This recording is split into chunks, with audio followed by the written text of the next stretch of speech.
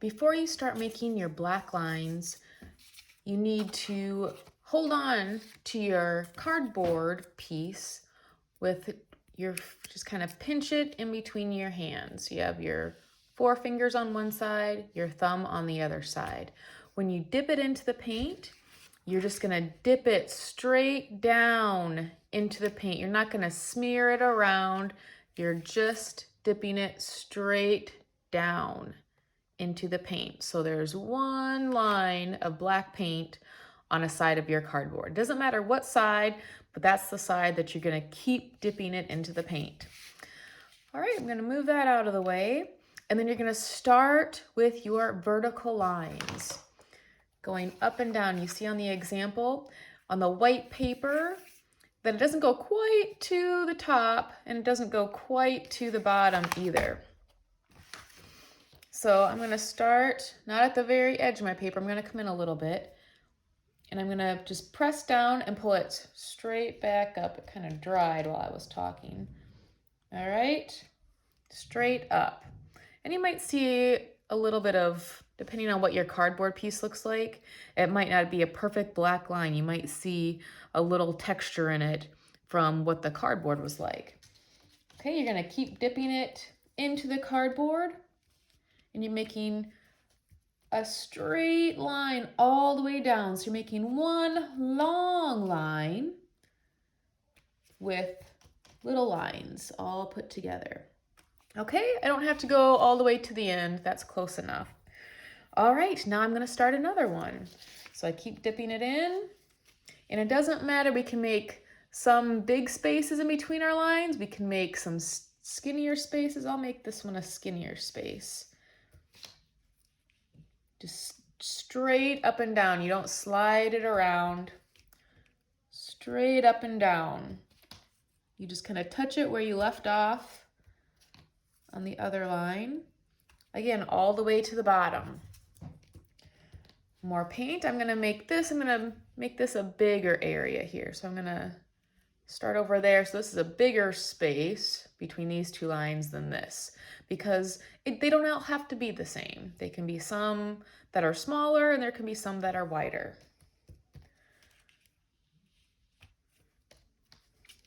All the way down. You just have to keep going back and forth, pressing straight down into the paint and then straight down on your paper until you get to the edge.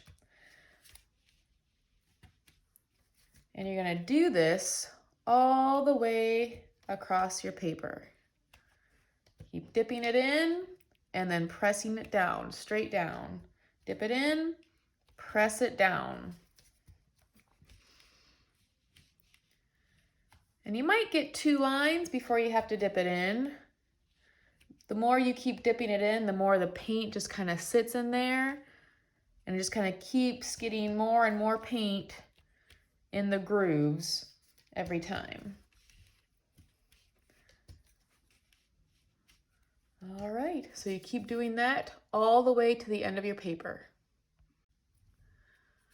All right, I have all of my vertical lines done. Vertical lines, remember, are lines that go up and down on your paper.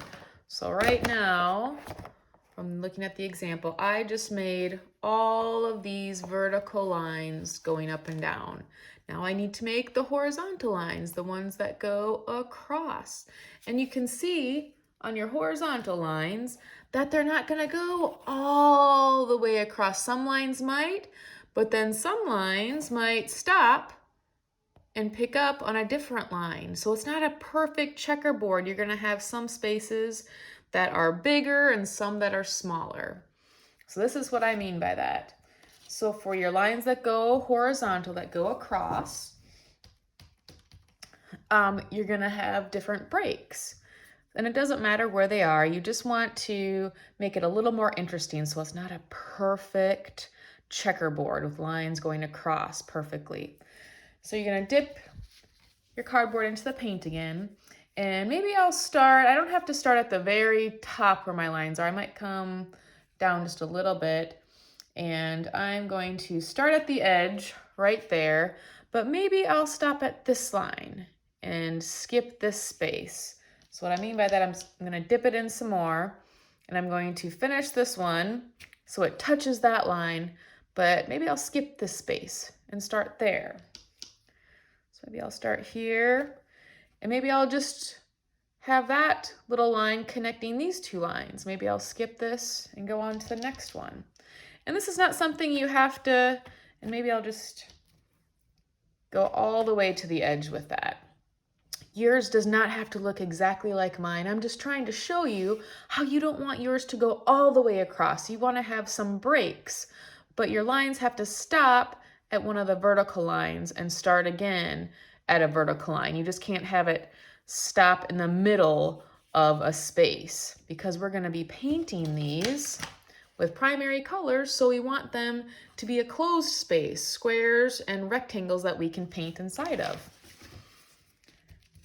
So maybe I'll start at the second line here, and maybe I'll go all the way to that line.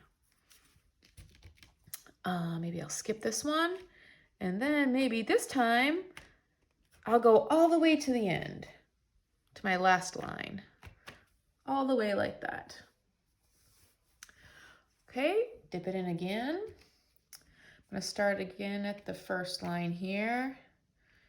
And I'm gonna go all the way to this one. I'll skip that space, and maybe I'll just fill in that space. And then this space. Start again at this side. I'm gonna start at this one. And it's okay if I kind of went over a little part of line I already made, just because I don't want it to go into this one. I was gonna skip this space. And go on to this space. I'll stop there. Fill in that little space. Here, I'm gonna go to that line. And maybe I'll skip 2. And then just go to the end. And I have room for one more line that goes across, but it's not just one line, it has breaks, so there's different lines there. So I'll start at this one. I'm gonna stop at this line. I went a little bit over, but that's okay. I'm gonna pick it back up. I think I'll go to that one. And then I'm done. I'm gonna skip this section, but I'm at the end of my space. So that's the first part of our Mondrian painting.